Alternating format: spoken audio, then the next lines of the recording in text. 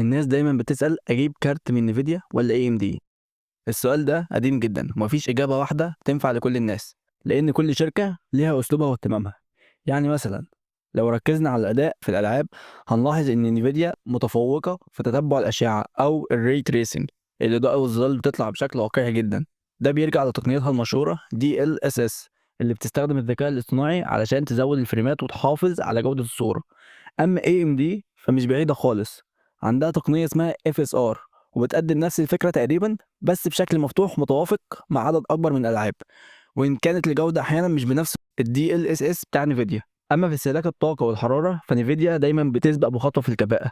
الكروت بتاعتها عادة أبرد وأهدى، لكن في المقابل AMD بتعوض ده بسعر أقل وأداء قريب جدا منها، وبتتحسن مع كل جيل جديد. ولو جينا للسوفت وير فنيفيديا عندها أداة اسمها NVENC، دي بتخليها ممتازة للبث والتسجيل، وده السبب إن اليوتيوبرز والستريمر كتير بيفضلوها.